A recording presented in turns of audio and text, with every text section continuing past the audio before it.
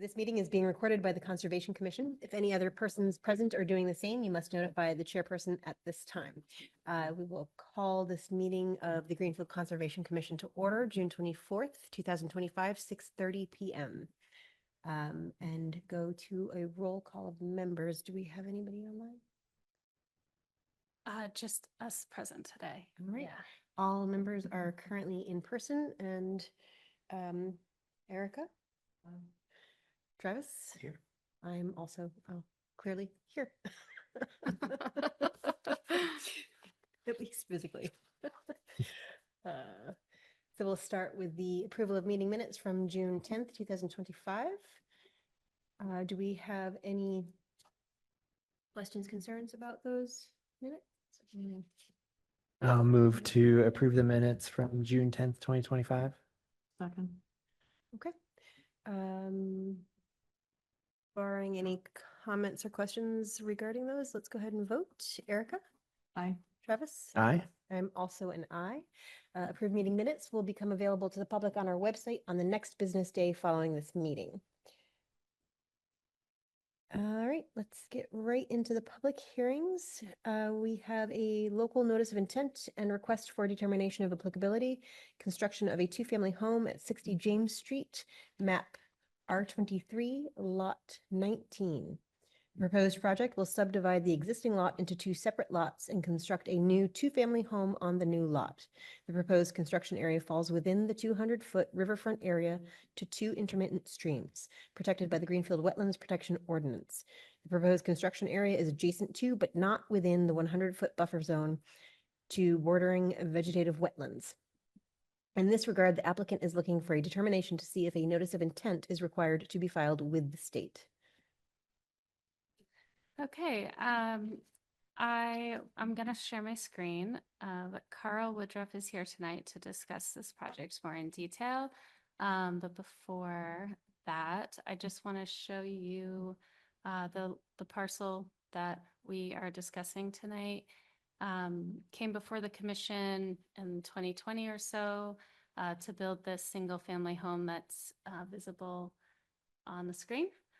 And this project here tonight is to build a two-family home in a similar fashion on this wooded portion south.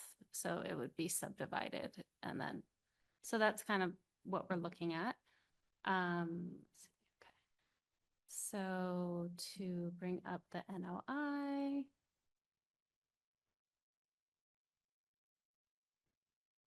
And Carl, just let me know if, you know, I'll drive. You can tell me what you want me to put up on the screen to you know, help with your explanations and stuff. But here's the basic site plan. So you can see the house to the north is the one in the photo, and then here is the plans for the two-family home on the south. There are two intermittent streams to the, oops, sorry, I didn't mean to do that. Sorry. Okay, they're not shown in this photo, so I'll go to a different one, but there are two intermittent streams and a bordering vegetative wetlands. But the bordering vegetative wetland is closer to the the initial property. I'm not sure really which one has all this information. Okay, here we go. So here are the intermittent streams back behind the homes, right? There's one and there's this one. And then the bordering vegetative wetland goes like that. And this green line is the 25-foot buffer zone. And then here is the 100-foot buffer zone. And then the 100 and 200-foot riverfront area boundaries are indicated. So this project will completely fall out of buffer zone, the 100-foot buffer zone. and it will fall in the outer 100 feet of the 200-foot riverfront area of the intermittent streams. Anyway, that's my recap. I don't, Carl, do you want to add? Sure, thank you. Yeah, I think that was a good kind of summary. We're outside the 100-foot buffer zone within the 200-foot riverfront. The construction that we're proposing to do is very similar to the construction that we did a few years ago. It's about the same footprint. We're looking at the same kind of challenging topography with a very steep slope there. Same plans for how to do foundation deal with that. Our intent is to try to minimize alteration to the topography as much as possible. And that worked pretty effectively for us the first time. That will this time as well. We are this time around building further outside than the first time. So that would be pretty lot of the performance requirements doing that. I think the plan that's showing right now shows a pretty good overview of relation to where the actual streams are. The plan we were looking at a minute ago, which had a couple of sheets on it, shows a little bit more of the close-up detail with the proposed excavation plan topography. This is the same plan surveyor, the other than the construction plans that we're preparing for the project. Okay, I could bring those up. So this is it, right? Yeah, so that page you're looking at right now, that basically overlays some of the more specific components of the structure, as well as the existing tree locations over the surveyor's plan. The surveyor did flag those trees. So you can see there's two small parking areas there, so we'll be able to reach parking area. The main house structure, which does have some integrated hanging walls on the eastern side of it to help manage the steep slope. And the green line there is indicating for a vegetative boundary. The red lines are indicating our proposed construction boundary. So we propose to that silt fence with straw bale reinforcement. Downslope with all the construction, we follow the contours and have a jog perpendicular to the contours where needed. I've got two arcs of erosion control proposed there, and then the hashed red lines that continue up to the street. We would establish a fairly marked construction barrier there, like we use snow fence for that, and just make sure the construction activities don't go outside that area. We laid out the construction barriers the way we have, in part to create that extra space southwest of the proposed construction, so that we would have some space for storing material during excavation backfill. We do have a little bit of a net fill on the property, which includes some cut and fill calculations on the sheet, but we would have a little bit of material that we would store on site when we do the initial excavation, which would return part of the backfill. So the construction boundaries for that. There's the cut and fill part.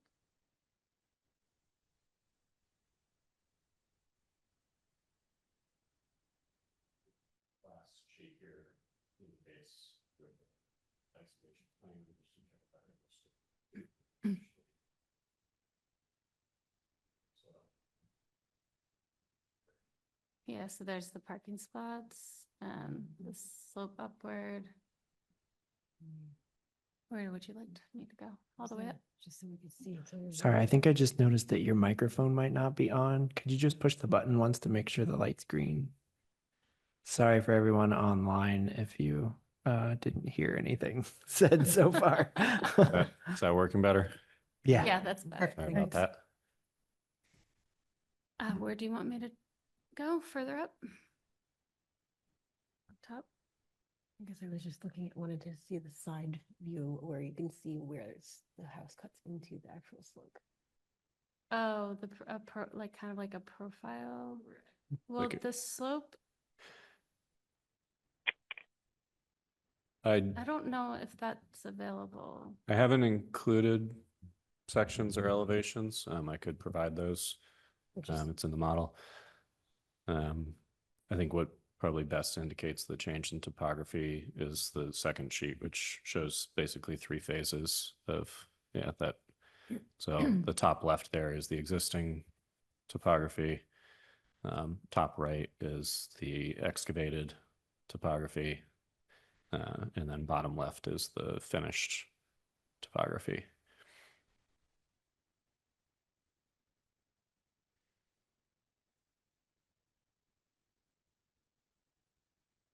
Can you just say again where the fill was going?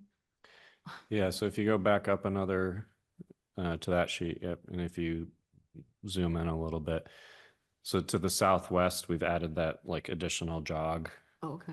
in the erosion controls. So that would be specifically for storing material that's been excavated until it gets reused as backfill. So we're not actually changing the grading there, but we are using it temporarily. You can also see in this sheet, if you zoom in a little closer, I think it becomes more evident, but this has both the existing and proposed topography.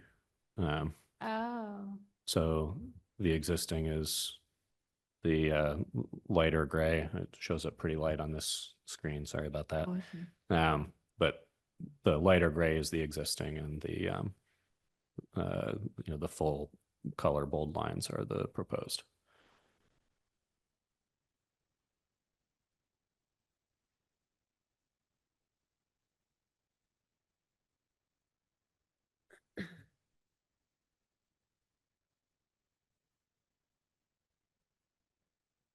just leave it a little bit big so I can see. oh, sorry. No, it's okay. Just which zones were inside of and which ones were outside of. Yeah, so the green is the 50 or the The- 100-foot buffer zone to the bordering vegetated wetlands. So all of it's outside that, but honestly, inside of the riverfront area, Mhm.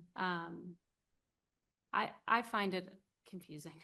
It is confusing. I was trying to figure that out. Yeah, too. it's confusing, and I understood it, Carl, when you told me, but I've since understood it. So maybe you can explain it. I could go back to that other photo because I think it Mhm. shows it better with the resource areas. Yeah, so I had the same confusion when I saw the plan from the surveyor initially, and I asked for some clarification on that. He did clarify that it is correct as drawn, and acknowledged it's confusing, but he said that because of the way the end of the stream kind of hooks around, it creates this like long offset hook for the 200-foot riverfront boundary. It doesn't change the fact that it's thoroughly within the 200-foot, even though it sort of looks like part of it is outside of the 200-foot. It's definitely within that. But outside Of the 100. 100-foot. And the Outside the 100 would be 100 foot, yeah. Greenfield, and the 200. Well, the 100 is, so there's bordering vegetative wetland, so it's out of the wetland buffer, but it's, The riverfront boundary is only for the Greenfield ordinance because it's an intermittent yeah, stream. 'cause- If it was so the state doesn't have a riverfront area around intermittent streams. Okay. So that's only for our ordinance. so this is a local NOI for the Gotcha. riverfront area and then an RDA because of the buffer zone, like the proximity to buffer zone. Yeah, and the 100-foot and 200-foot, everything in the 200-foot is within the riverfront area. And then sometimes it's like, well, if it's within the riverfront, but it's outside the first 100 feet, then it's, there's like a little more leeway there. So I think that's probably why the 100 and 200 are on there to show That it's- that if I, Yeah, but it's in the outer. that's- yeah, it's- outer it's well back riverfront. from the, okay. Yeah. What'd you say? But it looks like there's a little bit that's in the 100. It looks like the parcel is in the 100, Yes, but not the construction zone, right? yes, that's correct. Okay. Yeah, sorry if there's any, if that was kind of misconveyed here. Yeah, part of the parcel is definitely within the 100-foot. The construction area and the proposed structure are outside of the 100-foot. And the stockpile zone is outside the 100 as well. That's correct. Oh. Yeah. Because that just sort of jogs down in that lower left. Right, because it. Mhm. Yeah, like this, like, Yep. Pocket. Yep. So at any point, I can bring up the site visit photos too, if you guys, Yes. are you ready? Yes. Okay. And I think somebody to meet them for the, over the phone. Uncle Stephanie's. I think she is control. um, What do you want me to do? Oh, that. That, yeah, perfect. Good eye. Okay, what am I doing? Site visit. We flagged all the trees in the construction area. And they were included in the survey, and you'll see them flagged in the photos. It's almost entirely Norway maples currently. There is one large silver maple that is also in there. It's damaged, and it lost a major limb a few years ago to a storm. So it's our opinion that the trees that are in there currently are entirely either invasive or the one damaged tree that was Right. not long for the world. Okay, so I managed to organize these photos in like a hopefully understandable order. It's always a challenge when it's just like trees, trees, trees, trees. So anyway, I'm on James Street to the north, looking, southwest into the parcel. So this is kind of the entirety of that front section of where the proposed construction is. That's dead on. So those parking spots. would Yeah, go so the So- parking spots would be like, I guess, here and here, correct? Correct. Okay. So you're just leaving the middle, like sidewalk, and there's nothing in the, like in the right dead in the front, there's not gonna be nothing, I mean. Yeah, the intention is to try to get a single car basically to the left and to the right Right. of the structure. Mhm. So that there's like a front lawn in front. Okay. And I'm just wondering to, if there's like two cars in each. no, one car in Yes. each. Well, I know there's only one car in each, but I'm Oh, just yeah. thinking of when people move in, if there's, Oh, only- yeah. if there's, Right, multiple. vehicles, yeah. multiple cars in each Unit. duplex. Yep. Yeah. Yeah. unit, whatever you wanna call Oh, like if the people who live there have more than one car? Yeah. Mhm. Okay. it. Yeah. Yeah. They would have to do street parking, I guess, if there's. There is a lot of street parking on the street. A lot of people park on the street. For the immediate use, the parking isn't actually going to change because current occupants from the current house are going to be moving there. But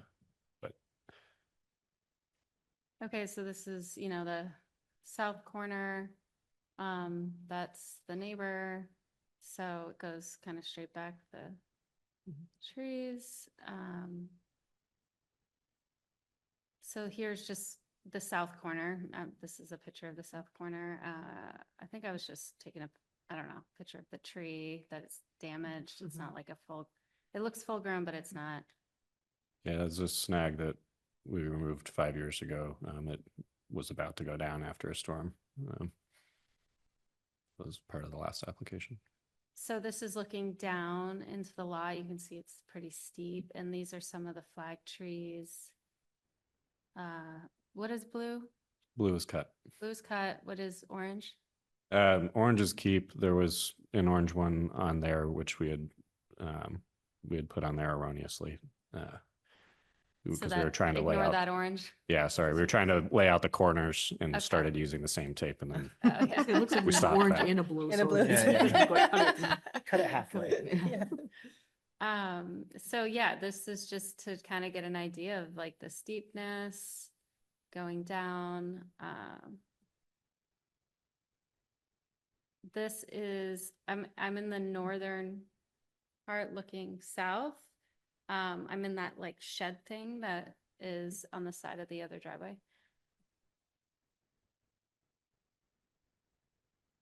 I think this is the silver maple. it is. Carl said a arborist came out and said that it probably wouldn't make it like long-term because of the limb that fell. Yeah, we had someone yeah. out about, I think it was 2 years ago, because it's leaning significantly. It was clearly a lot of fill was put against it before we had the lot. So we had them look at it to see if it would be okay. And they said they weren't as worried about the lean, but they noted that a large limb had come off. And they said that silver maples aren't prone to heal well once they lose a large limb like that. And so it was probably just a matter of time. So this is again, the hillside going down like that, so you can get an idea of composition. There's the silver maple. You can see, there's that large drop right there, creating the lean in the tree. And so now I'm like down that hill. I was in that shed thing at the top of the road, basically. It evens out right here a bit. So it seems, the bulk of the home work footprint would be in this zone. Carl, correct me if I'm wrong. That's correct. The corner of the house is around where the base of that silver maple is, of the proposed house. And then this was Carl pointing at like the edge of the construction zone, I'm pretty sure. The understory in that area is all burning bush. Yeah, so a lot of invasives. This was the northwest construction corner, I think. Yes. You're keeping that Yeah. tree. And this is I'm looking north towards that corner, and there's the home that was built last time, 2020. So the jog and the erosion controls is kind of around where that tree that's being kept is. It's about So like that. 7 or 8 feet to the right of that in that photo. Oh, So like it's not over gonna be right up here. against Yeah. it. Okay. Okay. There we go.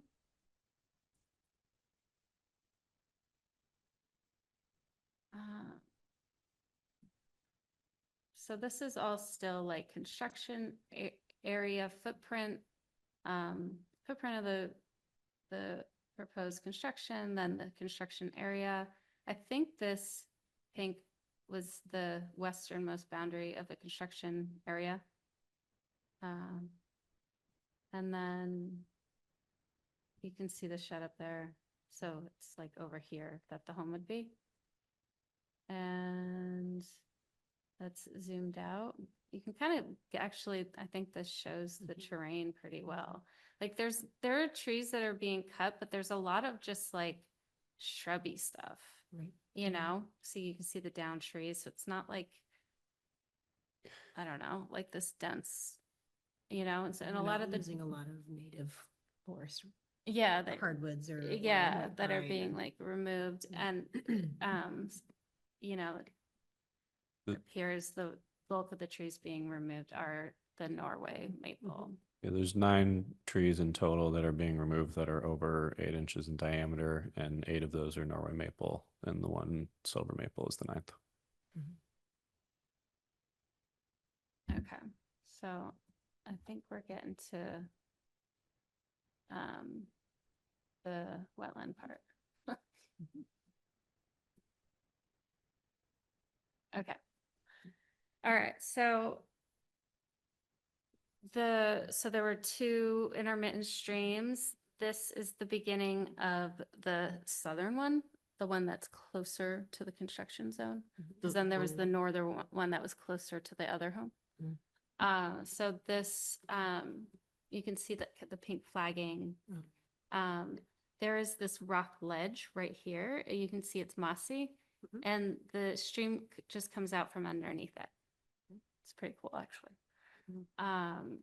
So that's the beginning of that intermittent stream, and then the wetland plants just surround it. But it is still very foresty. It's not like it's like a dense bordering vegetated wetland. You know what I mean? Mhm. So yeah, there's the ledge. And again, it's pretty cool.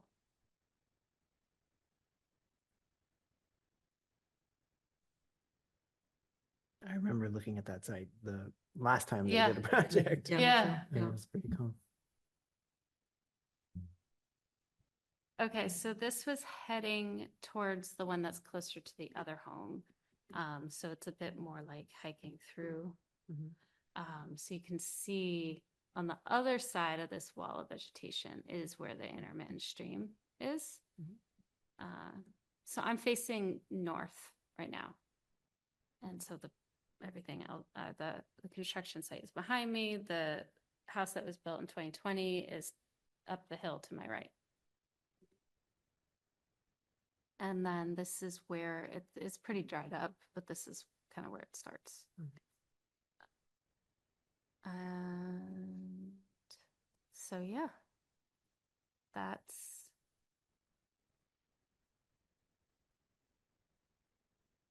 And then here's the house from 2020. I am to the northwest of it. So the construction zone is way over there. And that's, yeah, hiking out. That's that.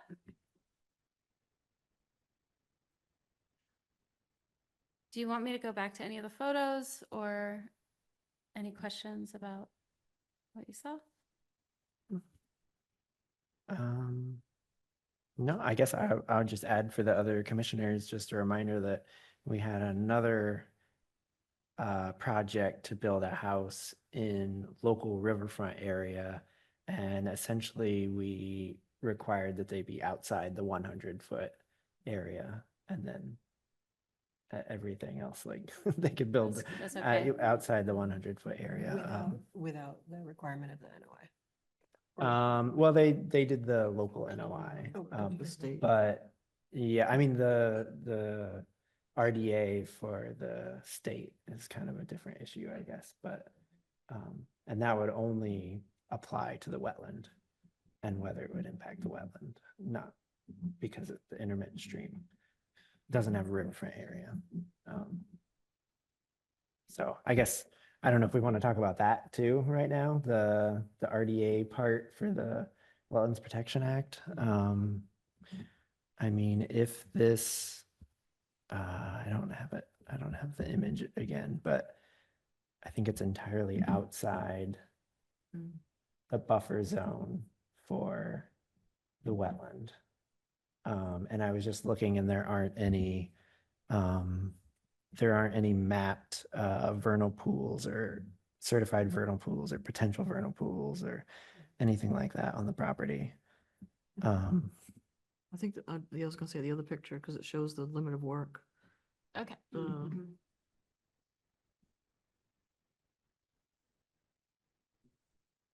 That one, because he's got it in red.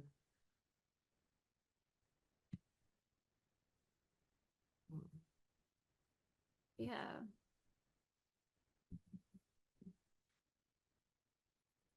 It's all completely outside. Yeah, Right. so I think if it's totally outside the buffer zone, unless we think whatever they're doing is going to impact the buffer zone and then impact the wetland, I think I would be inclined to not require them to file for the state, to not do an NOI for the state.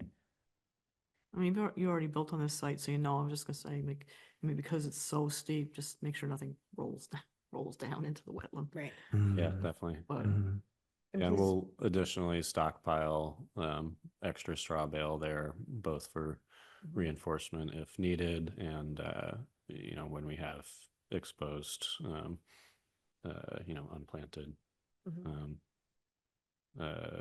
soils, we'll, you know, broadcast that over the soil as well.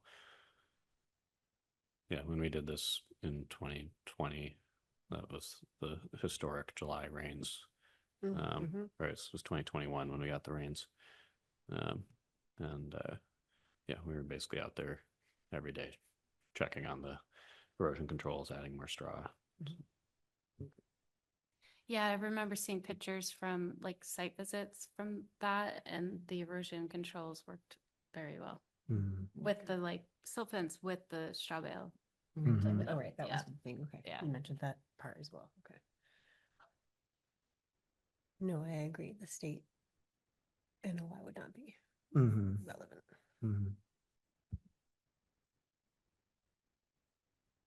I can make a motion on that. Yes, If please. you're ready for that at this point. Unless there's any, do you have any? Unless you have any other Uh, questions. maybe- This is just specifically for just the this is this, state. okay, let's go ahead, yeah. Yeah, so for the request for determination of applicability under the Wetlands Protection Act, I'll make a motion for a negative determination type 1, that the area is not subject to jurisdiction under the act. Oh, wait, let me hold on, let me look at this. I don't think that's the right one.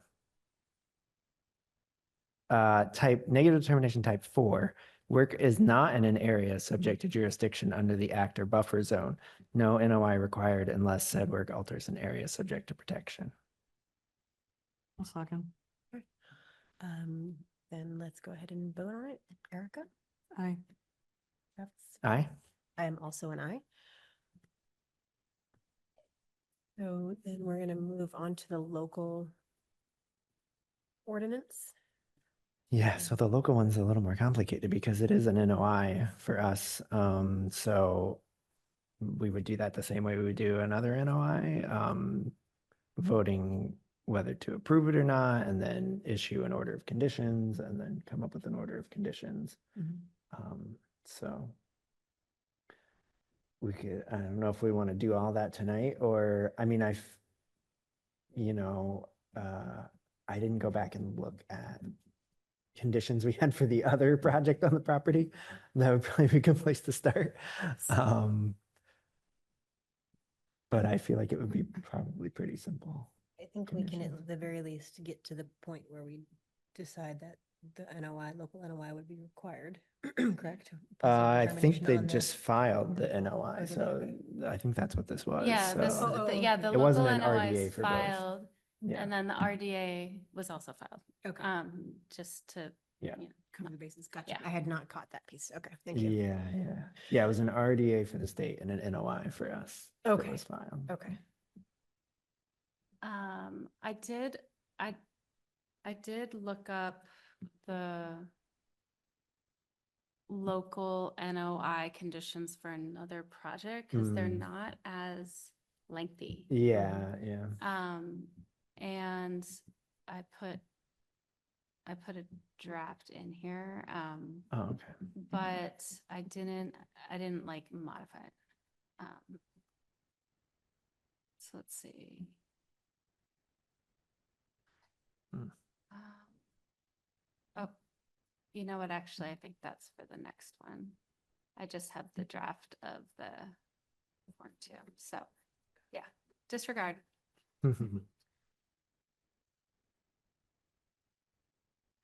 Order of special conditions. I mean, I guess we could talk James about like Street. how complicated we might think the conditions would be. Like, there is this one here that was from the 2020.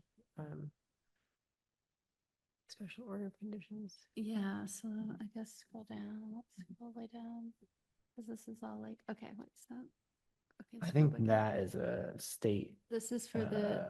This is for the This is for the- 2021. Order But of we can look at special, so the special conditions for the last one was about the 25-foot no disturb zone, which we don't have to worry about. Mm. Sorry. And then, the Conservation Commission or its agent reserves the right to require the applicant to modify or augment mitigation measures associated with the activity that is the subject of this order. The Conservation Commission reserves the right to require additional conditions if deemed. So those actually aren't that special. Like, I feel like Mm. that's Mhm. normal. Mhm. And it's nowhere near the 25-foot no disturb zone. Mhm. But I could assign the regular NOI general conditions to boilerplate, this. yes. Because the ones that is in a different folder, it was only like 9 conditions for the local Mhm. NOI.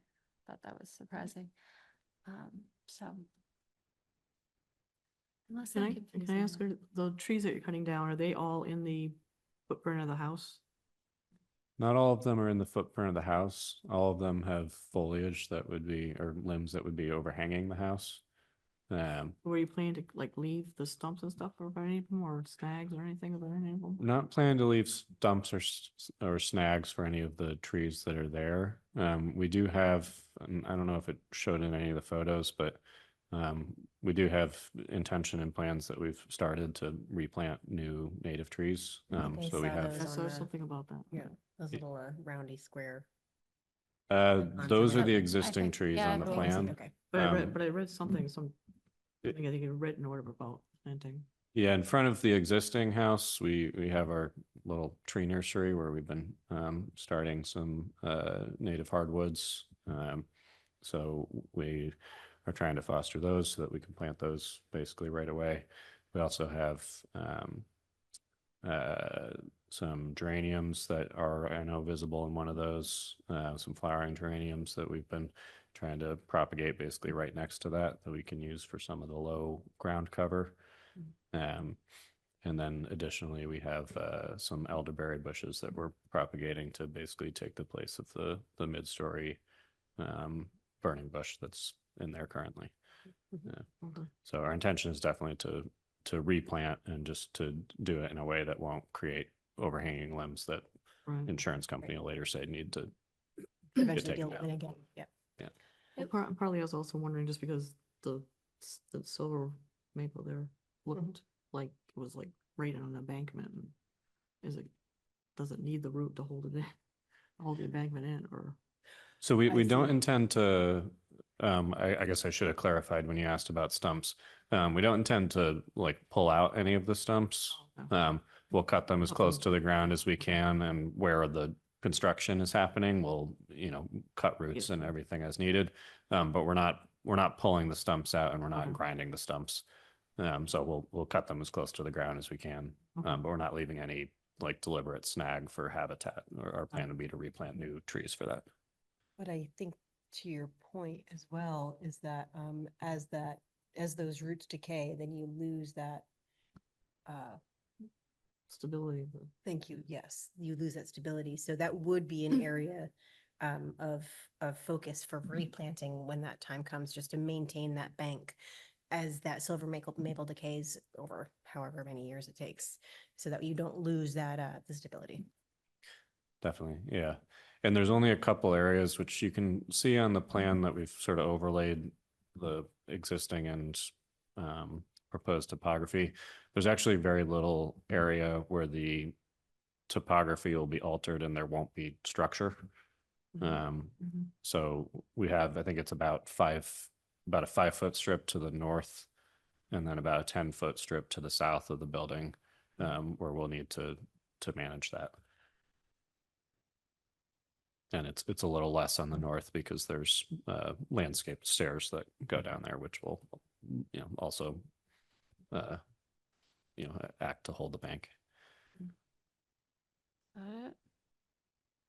I'm getting so confused with what plans are what. That's the correct Mhm. one. This is Yeah. it? Okay. So that sapling in front of the parcel, did you plant that?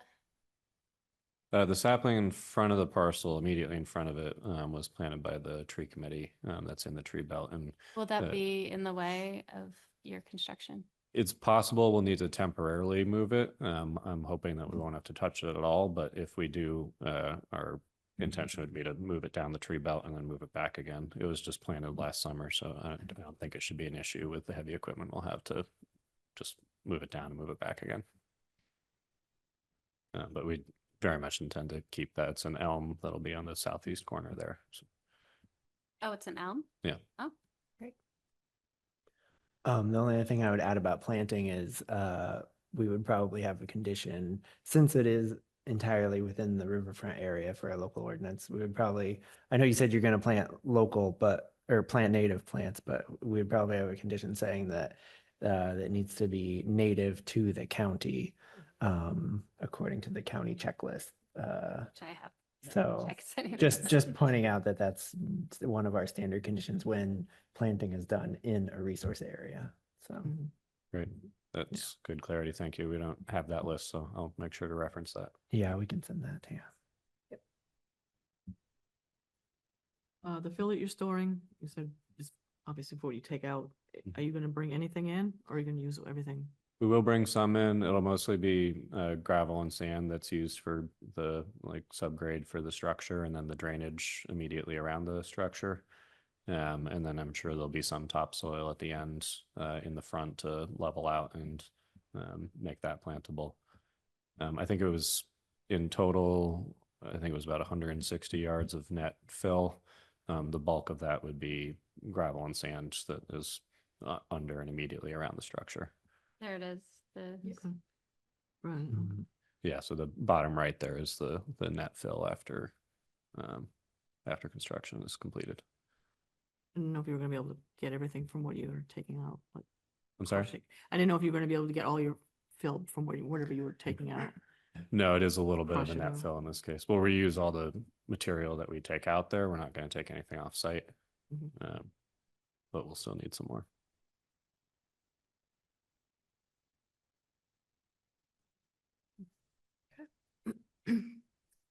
So for the conditions, I can, send our boilerplate and then add the stipulation about native to Franklin County.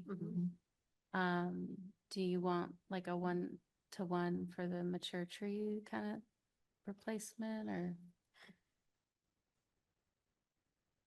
I mean, I would say 1-to-1 for native tree replacement, Yeah. Right, which I I think know, is it's one. Yeah. Just Which is like one, one. yeah, right. It's literally 1-to-1. Like, look, half one.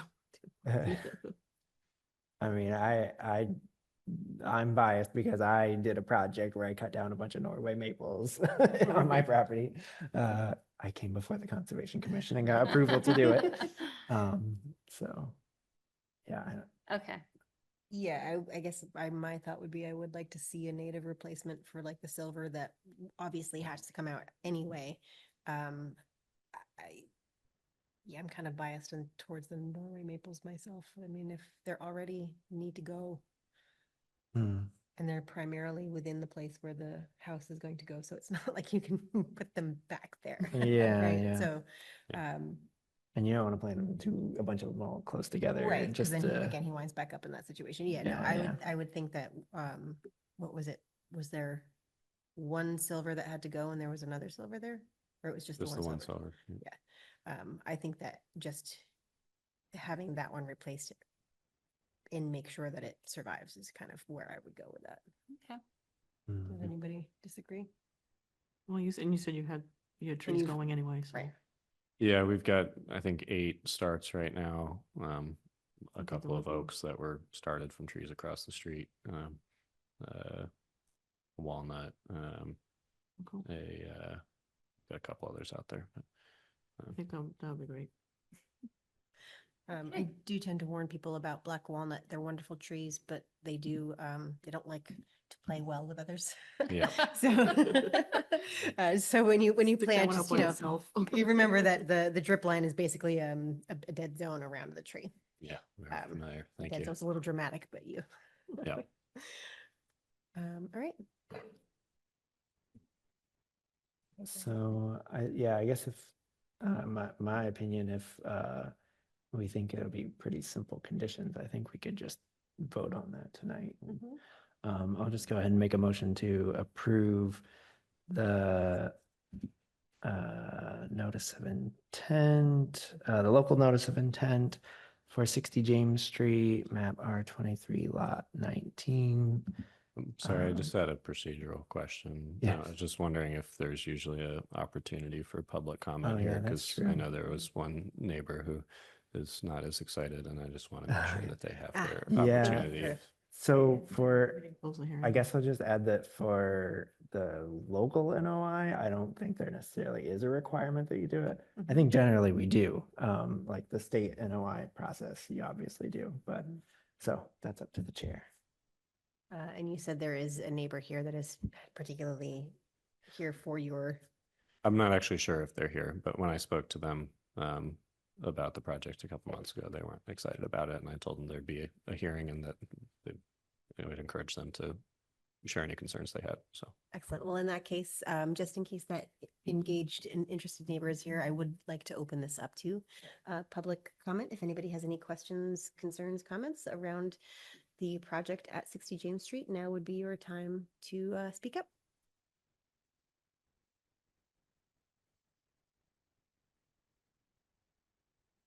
If you're struggling with your mic, the chat is always an option as well.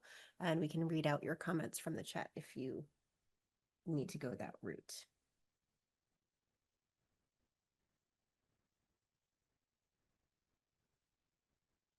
Hearing nothing from the public.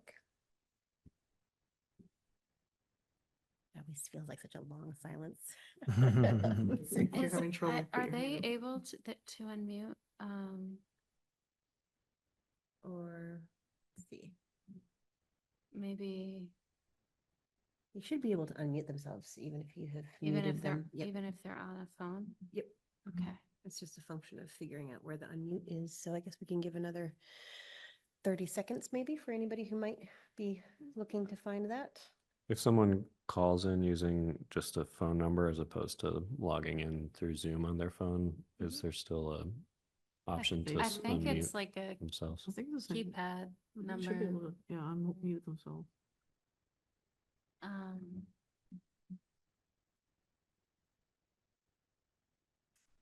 Nonetheless, at this point, since we haven't heard anything from the public, I think we can go ahead and move to the motion. Travis, that you were going to make. Yeah, I'll just go ahead and do that again. Okay. Let me find the agenda again. All right. So I will make a motion to approve the local notice of intent for 60 James Street, map R23, lot 19, and issue an order of conditions. Second. Okay, let's go ahead and vote to. And then we should probably just discuss like what the conditions, just to make sure we're on the same page Oh, about okay, what the yeah, conditions just are at rehash this point what we kind of had for the discussed earlier. discussion and then vote on it. So we are going to attach the Boilerplate. boilerplate Mhm. notice of intent. We want a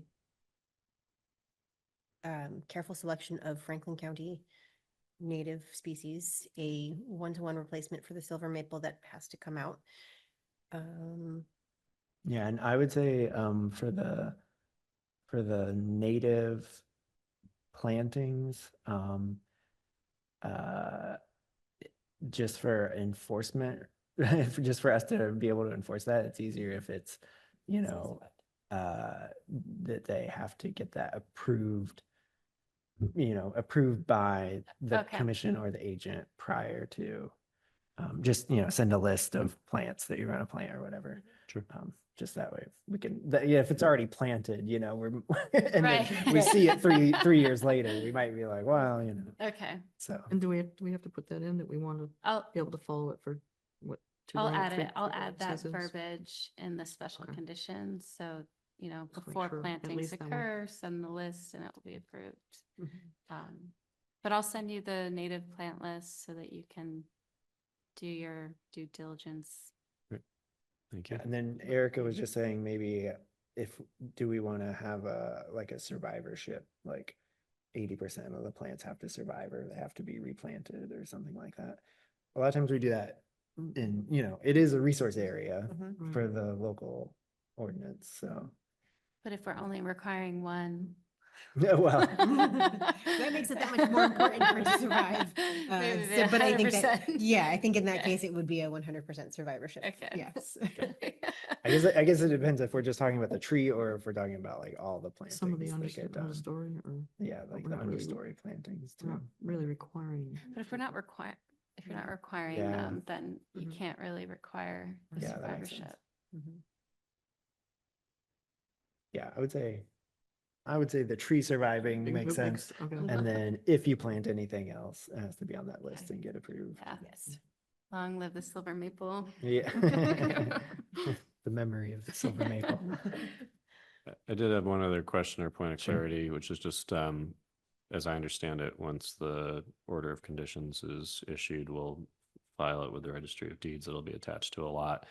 But the proposed plan here is to subdivide the existing lot. So I think actually the order of conditions would get attached to that as to be yet created lot. So I just wanted to, because you were starting a motion there a minute ago. Yeah. First relevant to 60. Oh, Sorry. because I said 60 James Street. Is that why? And I said the lot Yeah. number.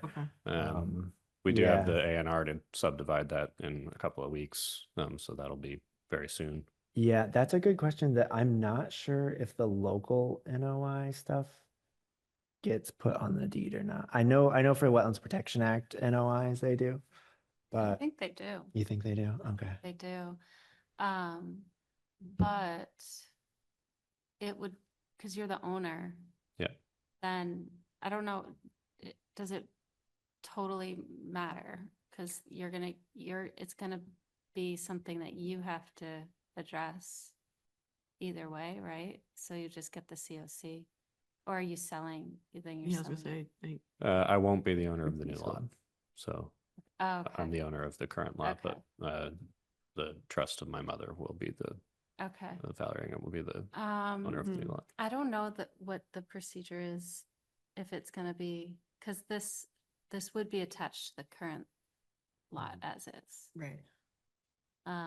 Is it possible to ask that the motion be to approve the order of conditions for the lot to be created, which is indicated, I think, as lot 1B on the plan?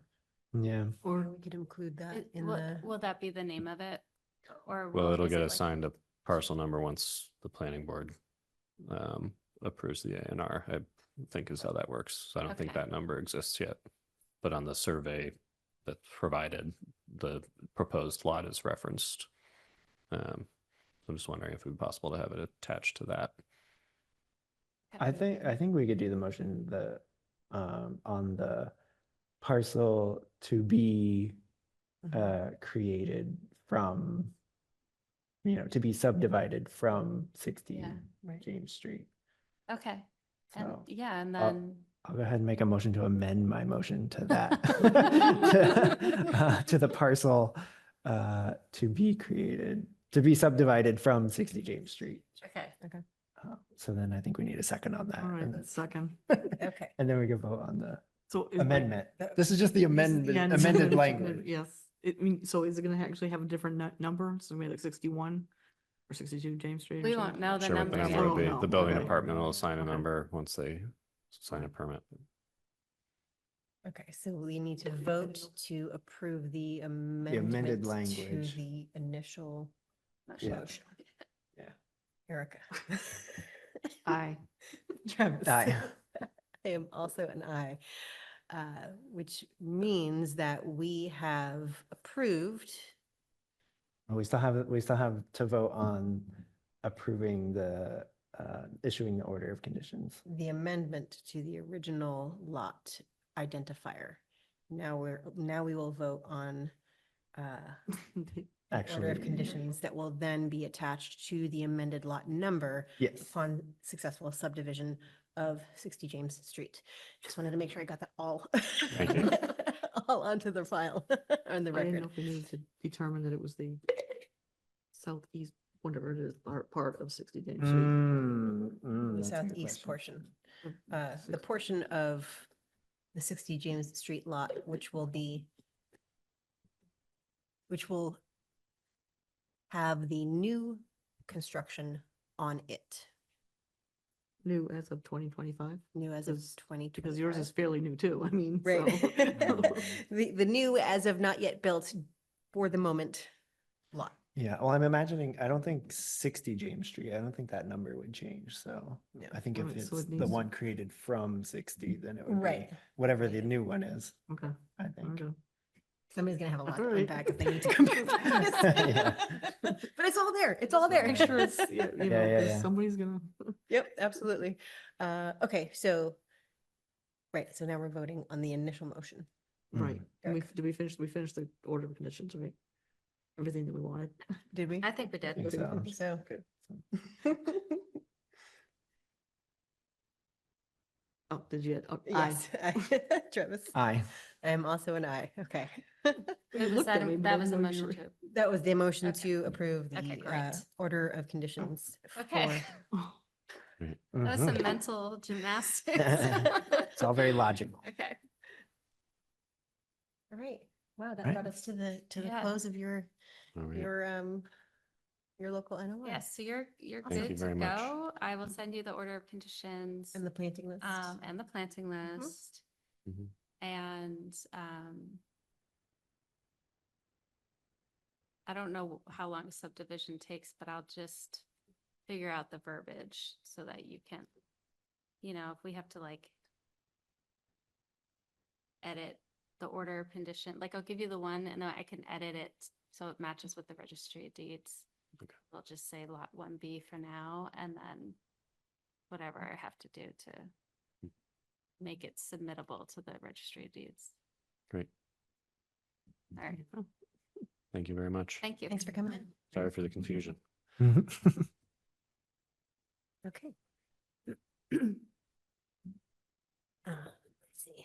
Next on our agenda, public meeting request for determination of applicability improvements to stormwater drainage at 739 and 743 Berniston Road, map R14, lot 71. The proposed work consists of intercepting stormwater runoff from Berniston Road just upslope of the Center School's driveway. This will be directed into the existing drainage swale, which was previously designed to receive the storm water runoff. Improvements include installation of riprap pad and vegetated swale along the downslope side of the driveway at 743 Berniston Road to capture and convey stormwater runoff into a vegetated infiltration area. No work is proposed within the BVW or bank, and all activity will occur within existing disturbed areas associated with the driveway. Do we have anybody from the center school? Yes, Rachel is here and I believe I saw Greg on there. I'm just gonna share my screen. Hi, Rachel. Let's see. Trying to figure out, got a bunch of stuff from you guys, so let's see.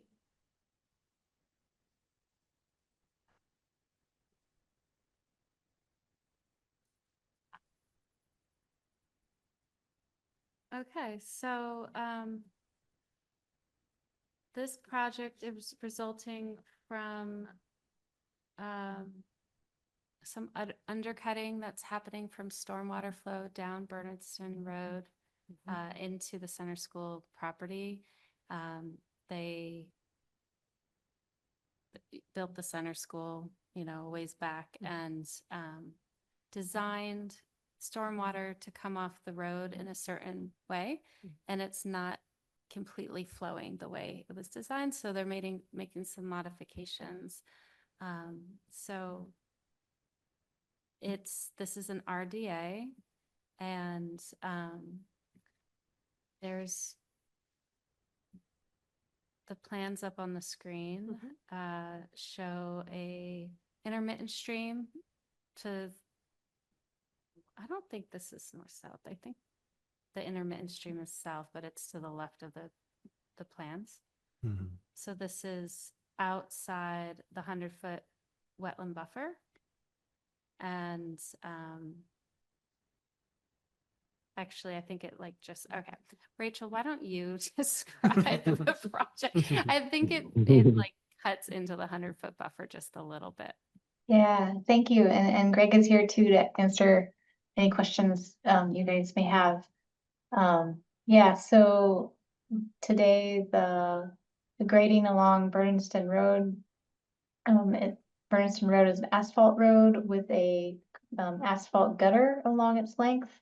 And the center school project has a flat apron, so there's no existing asphalt gutter. So we're having erosion happening right above that transition from where the asphalt gutter meets the flat apron of the center school property.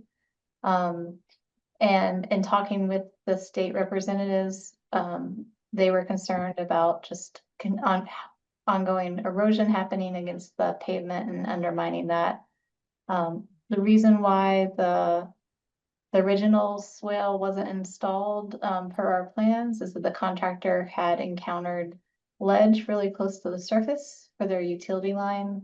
And they had to install the utility line a little bit higher. So we actually have a little bit of rise there as an existing condition further to the left-hand side of the page of where we're proposing work. So and looking at our options, the center school also owns the property to the right on the page. And so intercepting that water higher before it comes into the school property, and doing work in the apron of that adjacent property's driveway that the school owns. So there we're flattening out the gutter, the asphalt gutter into an apron, but we're dropping it so the whole thing will sheet flow. And then we're able to cut in a swale, missing that utility line that was installed a little high. So this allows us to keep our work mostly out of the 100-foot wetland buffer. And then, but it is within that 200-foot riverfront area for Greenfield intermittent streams.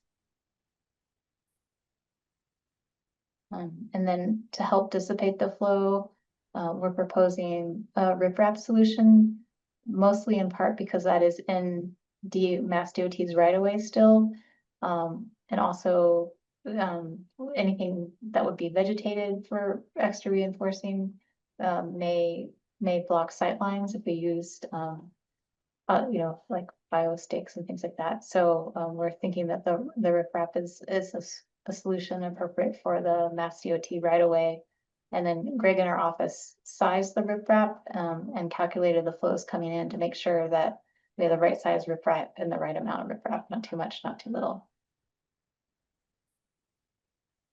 So I brought up the plan that I think shows the extent of the project the best.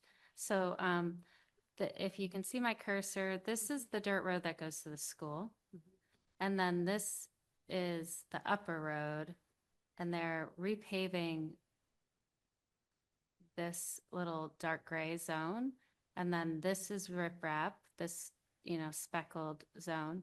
And then you can see the contour lines, that's the way the water is going to travel. And you know what? I misspoke. I believe this is the road to the, you know what? No, you were Was I right correct. the first You were time? correct. Okay.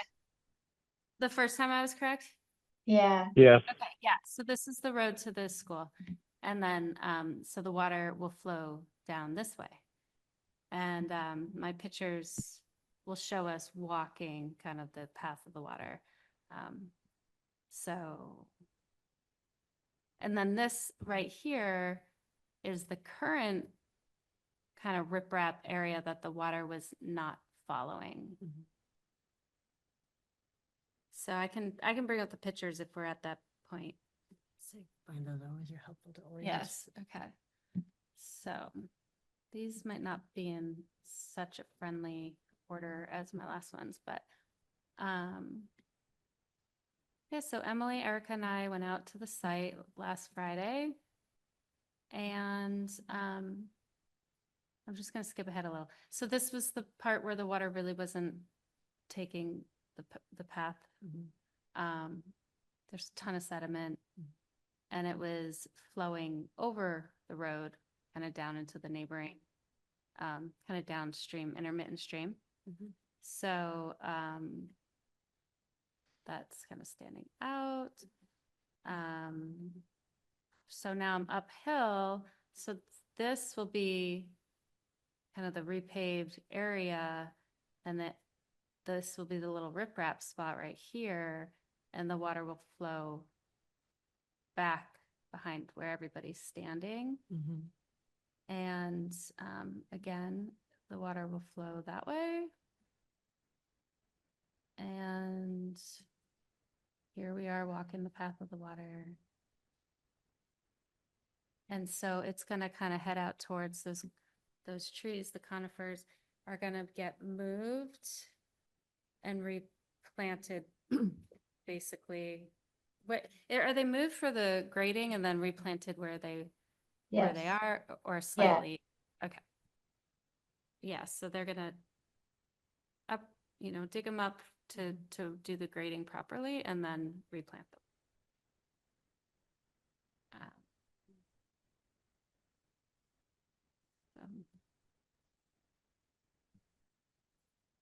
But these are gonna stay what is that, maybe a birch and a cherry or something? Aspen and Amelanchier, I think, yeah. Aspen and what was the other, out of And curiosity? Serviceberry. Okay. So, and then there is a neighboring parcel down the hill a little bit, on Bernardston that I did take photos of that we can look at if you're interested, but this is the bulk of the project. The neighboring parcel is they're just getting a lot of water from up the hill, and so we checked that out too. Any questions? We can kind of go back to the driveway area. Because this is like where the magic's happening. right here. Mhm.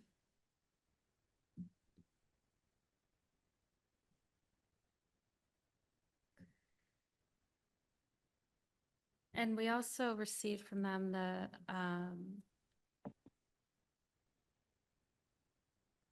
this great riprap calculation. This is just the narrative. Yeah, here we go. So this was where all the calculations were done to figure out which riprap would be the best, and scroll into the end, because yeah, this was like where all the water's draining from, and then it's going onto the road there. And I thought that was interesting, of like, they put a lot of thought into the size of the riprap. Mhm.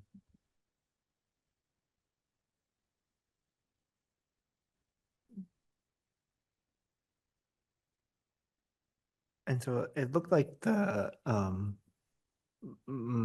think like you said, most of this work is going to be outside the 100-foot buffer for the wetland, and maybe just like a little bit of grading is going to be in the 100-foot buffer. Is that right? That's correct, yes.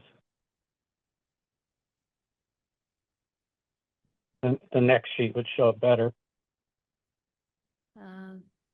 This is a single. I'll go back to the other. This is it.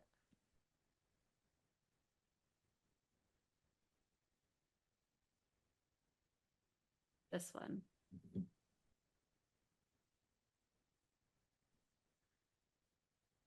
Yeah, so this is the 100-foot line right there. And then here's the grading to receive the water. There's the road.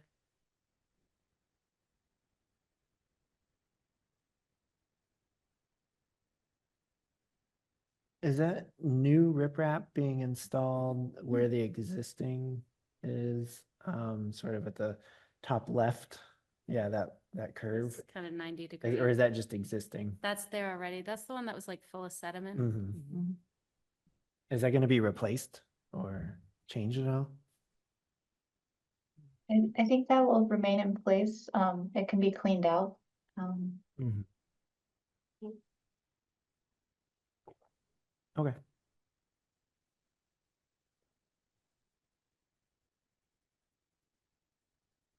it really won't get much flow going to it after we do this work. Mhm.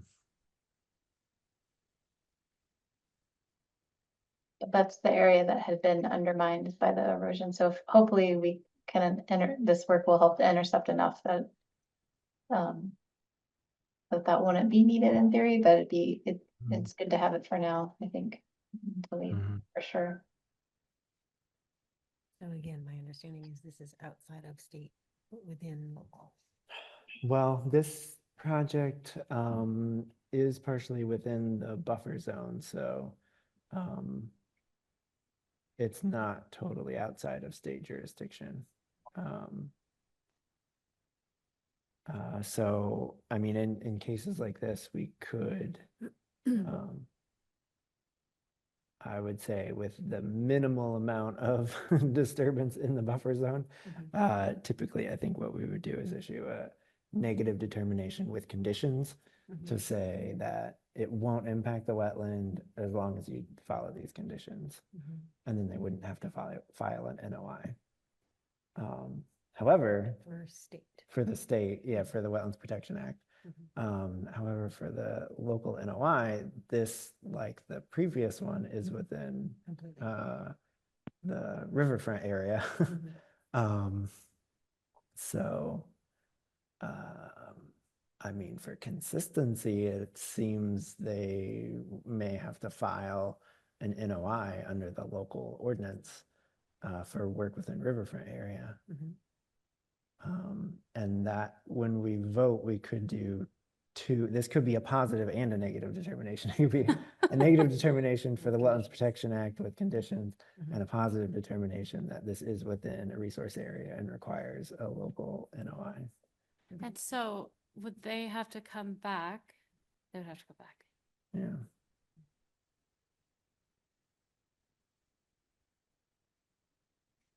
It's too bad. So then tonight we just vote on the RDA and then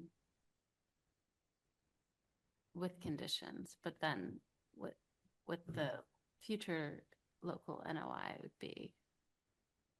Yeah, unless unless the applicant would want to have us continue this at a following meeting and in the Oh, yeah. meantime file a local NOI and then we just do it all at once. Yeah. That could be a thing too. But either way, it is a return.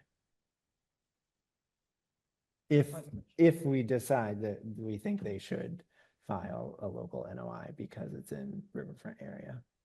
I feel like it would be arbitrary if we required the prior, when Right. it's very much a similar spatial situation.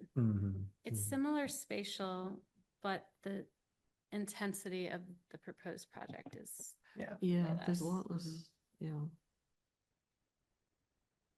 Which is kind of like what the RDA is asking. It's like, is this enough that you want? Require, Mhm. gotcha. Yeah, the hard part is just that it is in a resource area for the local ordinance. So it would Is- be as if it was in a wetland for the Wetlands Protection Act. But You know, isn't like one of the one of the motions. responses, yeah, one of the motions, it's like, yes, this is in a resource area under protection, but It won't alter. It is Will within not an area remove, will subject. dredge or alter. Yeah. Therefore, we said are- work does not require the filing. Mhm. We are Notice of intent, altering okay. something. Could I would say we- grading, there's probably going to Yeah. be some remove, fill, Right. right. altering. No, it's in the buffer zone. Will not alter. What, isn't part of this in our art in a right of way? State right of way, or no? Yeah, it is. is, yes. Difference? And does that bring, no, because it's 5, oh yeah, because 5 and 10 is part of the bundled NOI, Well, right?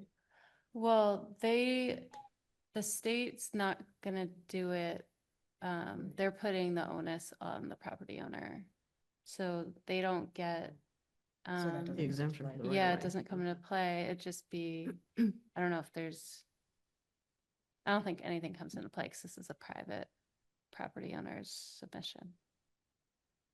It would just be like if I want to do something in my tree belt, like the city's not gonna have any, Right, even though right. it's technically owned by the city. Yeah, So we don't really quite fit into the negative determination number 2 because of the grading. Well, also adding riprap and stuff in riverfront area. Mhm.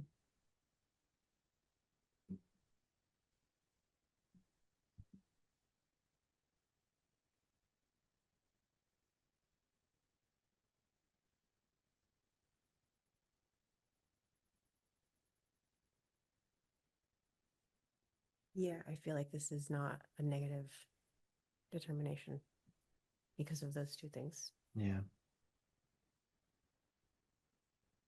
For the I think ordinance. it could be two things at Right. once, right? Because one is local Yeah, and then one is state. Right. Well, I think what Travis was saying is that we could do a negative with conditions for the state, Yeah, but yeah, it's the local that we can't do that Right, with because yeah. of the dredging, not dredging, Right. but grading and, So if and they- riprap. right. Requested- Okay. They request a continuation, we could wait and next time just do it all And together. do it all in one, right? Once they get the NOI. Is a local NOI any easier than a regular one? It's all the same paper, like they just need to fill out the form, but all their plans would be the same. right? yeah. Okay. And I don't think there's a fee. Is there a Okay. fee? No. for- I didn't think so, Okay. yeah. Okay, so it's not a ton of extra work. It's just another 2 weeks. Just some paperwork.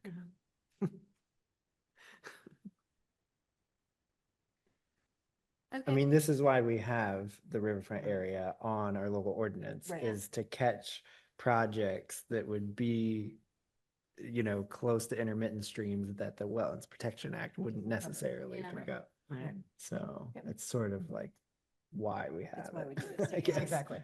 Yeah. Um, so if what we're suggesting is a continuation of this to the next meeting, which would allow a local NOI to be filed, which would allow us to all at one time say negative determination with conditions.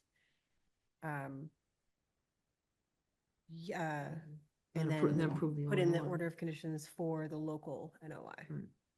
instead of, yeah. Okay, you're not supposed to continue RDAs though, I guess. So can we do, So maybe we should just close out the RDA and then do And the then they local. just come back with the yeah. NOI. Okay. We could do that. So do we need 2 separate motions? I think Or- so. Yeah, I can make a motion. please. So I guess first I'll do, let me just make sure I get the right one again before I start talking like last time. Uh,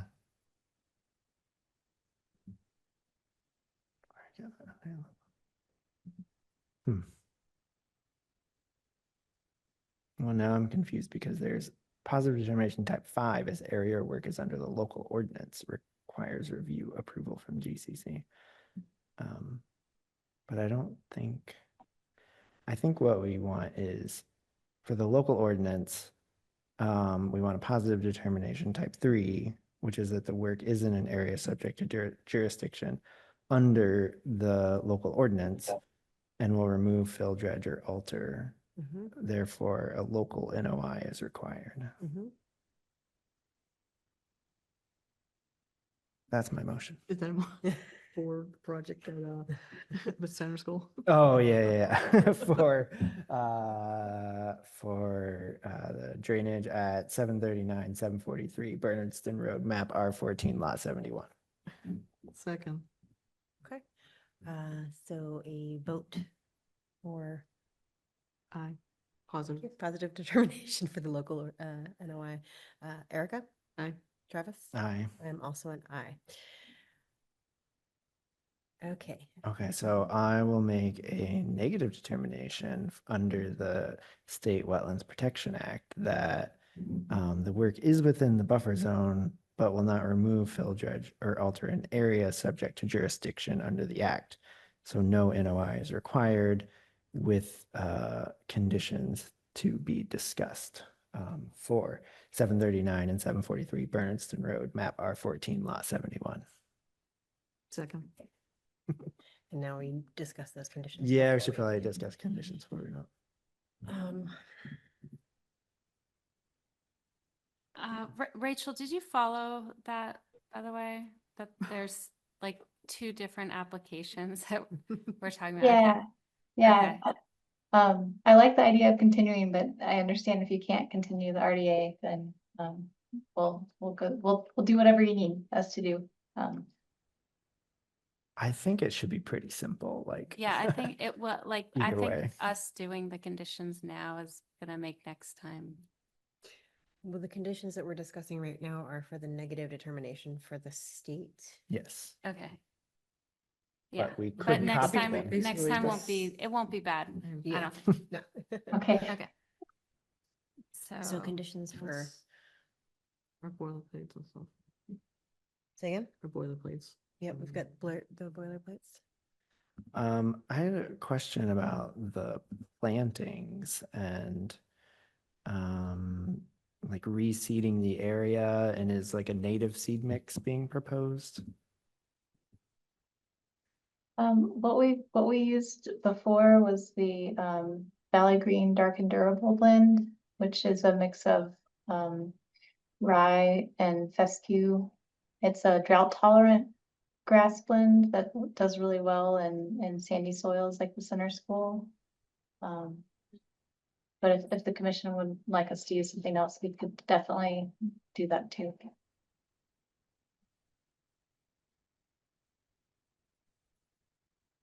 I have a question.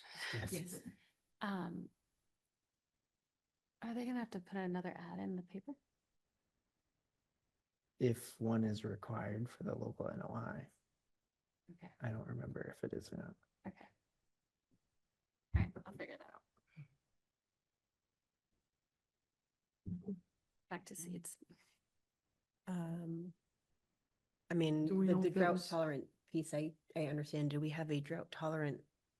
Like, I know there's a list of native species, but I was Hmm. gonna say, do we know if those were local to the county? That they were, Doesn't sound like it. I mean, you know, we could, again, because this is within a resource area, for the local NOI, we could require local, local seed mix to be used. I mean, then again, keeping it with whatever's already growing might be. It's not fighting each other. Mm, I guess the question there would be, was that what was required by the commission at the time? Or did the commission at the time require a local mix, and that is or is not what was used? I'm sure we required a native, so whether it was local, I don't remember. yeah, I think when, I kind of feel like when this project happened before, it was before we really paid much attention to the local ordinance. And so like this part of the project, I think was, you know, outside of resource area for the Wetlands Protection Act it is.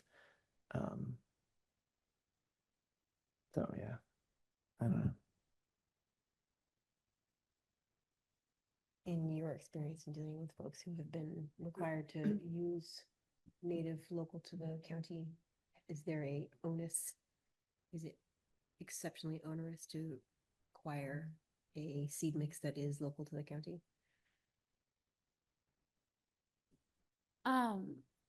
The term I've heard thrown around a lot is like conservation seed mix. That was Mhm. like, So that's a just like yeah. a generic thing that people could get is a conservation seed mix. Right. I don't know about the county, Mhm. if it's just like by bioregion, or I don't know that.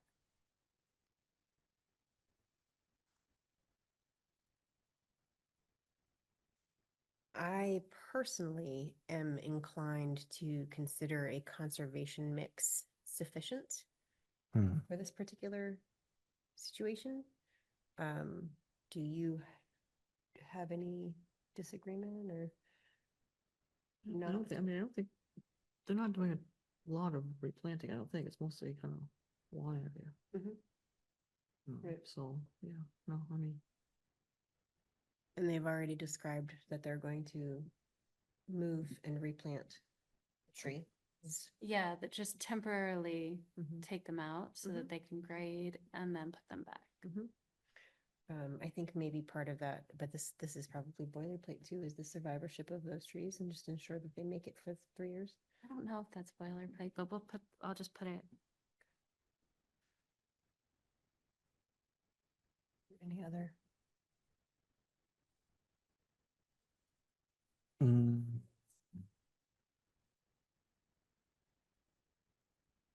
Was there, did we see the like erosion control and stuff that was gonna happen during the Yeah. project? And Yeah. is there gonna be like any stockpiling during the grading part?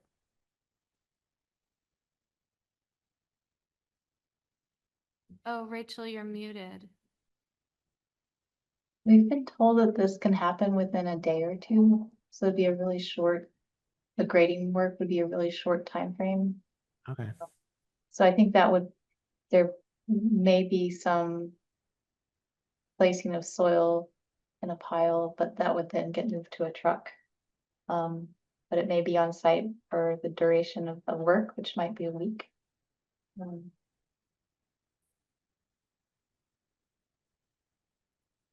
So the erosion controls are up on the screen. It's that gray line. Okay. Goes up. And that's silt fence or straw wattles or?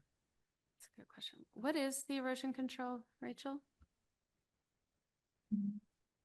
Or maybe it's listed.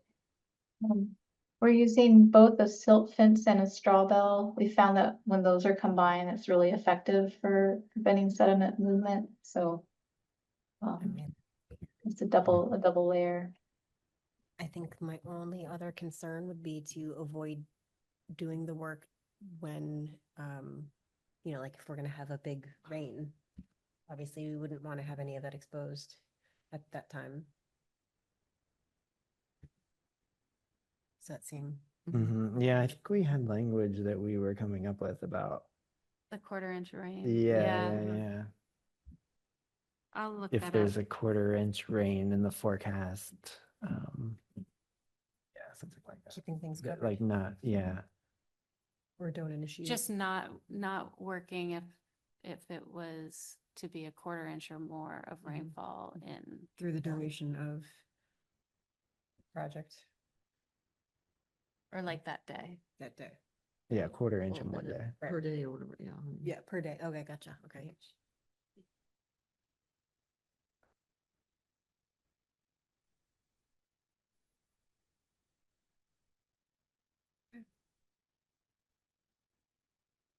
I think we did have I'm trying to find, we had a special condition specifically about stockpiles and like when they should be Mhm.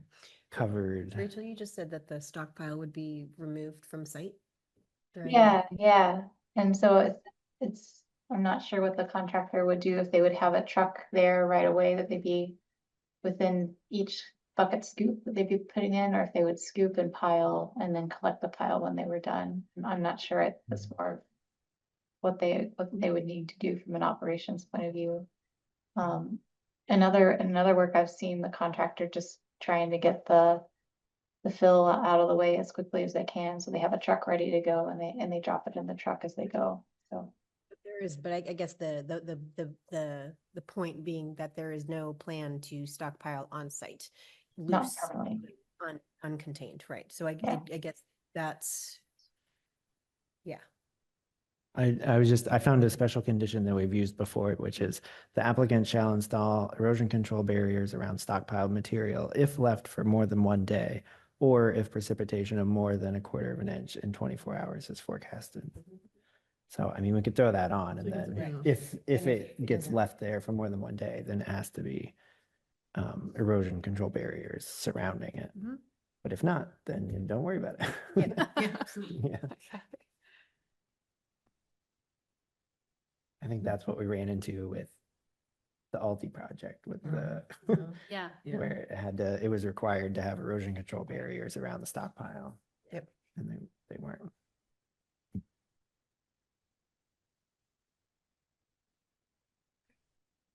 Any other questions, concerns, any conditions beyond what we've discussed? For the negative RDA with conditions? I think that's good. And then I guess the other thing I'll just add is if they're coming back to do the local, whoever is not at this meeting for the Conservation Commission will be able to participate in that because it'll be a whole new, Oh, Mhm. yeah. hearing. So Right. they won't have missed anything. Yep. Oh, good. Yep. So That's a good point. Thank you. they might have other ideas about conditions Right, right, that right. could be applied to that Yes, as I well. know some of us Um, don't care for riprap in general. Okay. But there however- was discussion at the site visit about the Right. riprap. Mhm. Because it's in a mass DOT right away, there's more or there's less options for like Mhm. bio, Gotcha. whatever. Tracking. Yeah. Okay. So do we have any public, before we vote on the, negative RDA for the state with conditions? Do we have any public comment, questions, concerns?